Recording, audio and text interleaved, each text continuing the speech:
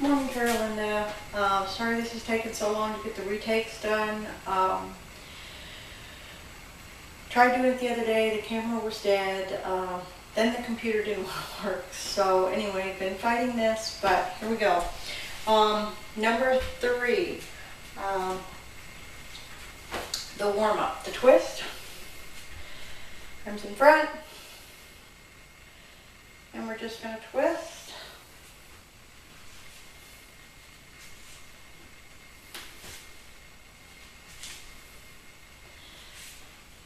We're breathing into one side and out to the other.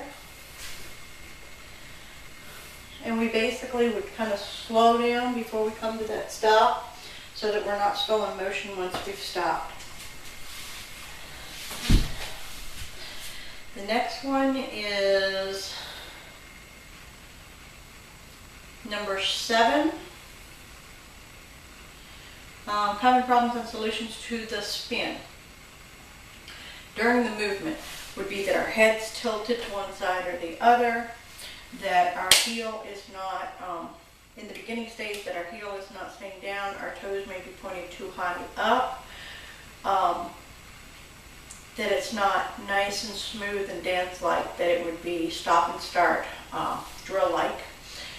Not breathing, and that's pretty much it for that one. Oh, and the head definitely needs to turn with the movement. Solutions, what are the solutions if we have tired arms? That would be obviously to kind of just put a little bend in the arms and take a little bit of the strain off of them being out straight and up. What would I suggest if someone gets dizzy? I would suggest, number 1, they slow down. Just concentrate on going slow. It may take them a lot longer than 10 weeks to get the 21 repetitions, and that's perfectly fine. When they come to a stop, I would either suggest their hands on their hips and to close their eyes, or to focus on their thumbs out in front of them. Make sure they keep them eyes soft so that they're not picking up all the movement, spinning around them, making them more dizzy. To really concentrate on the smoothness of the movements, because the more jerky it is, the more dizzy we can get. The smoother it is, the more control we have, the less dizzy. And there's also some natural remedies in the book, and that we'll discuss here in a few minutes, that we can do as well. And always be patient, because it, like anything, something new, it takes time, and we have to work our body, and even all these spinning I'm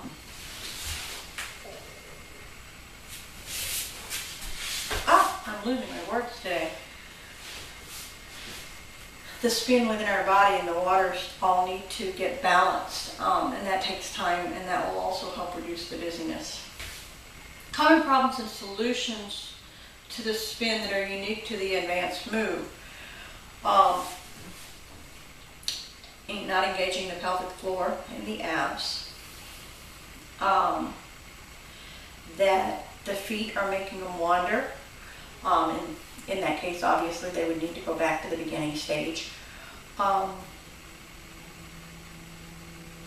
The smoothness, again, of time. And not slowing down before they actually come to a stop, and that would keep their body in motion, which could be dangerous. So slowing down so that when they stop, they're actually stopped and not their body kind of going somewhere else. When they wander across the room, the recommendation obviously would be to stop and go back to the landed right foot method, picking the toes up and turning until they have better control to be able to move both feet. What if their movement isn't smooth? To really work on refining that movement, there's so many things to concentrate on, and just concentrate on making each one of those steps as timed and smooth as we can. And we need to check that their hips aren't too far apart, because that kind of makes us be jerky. Just the 4 natural solutions that are in the book or on your website would be lemon or ginger, hot or cold water, hot peppermint tea. There is some desensitizing eye activities, exercises that are in the book. There is chiropractic or acupuncture or things like that that we could have done if our dizziness was severe. And then there's also pressure points in the wrist or the feet that would help control dizziness.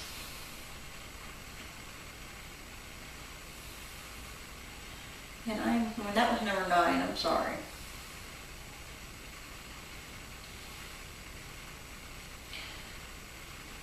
Number 14, you wanted me to show you the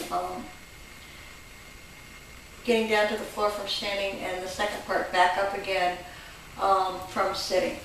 So we're sitting, and basically we're going to get back up on our knees in praying position, and we're going to tuck our toes under because we're going to actually use one of these feet to push with, and we'll pick up one leg in front of us. We're going to interlock our fingers, hands on here. In between our hands and our toes, we're going to kind of just push ourselves straight up without leaning forward, keeping our chin up.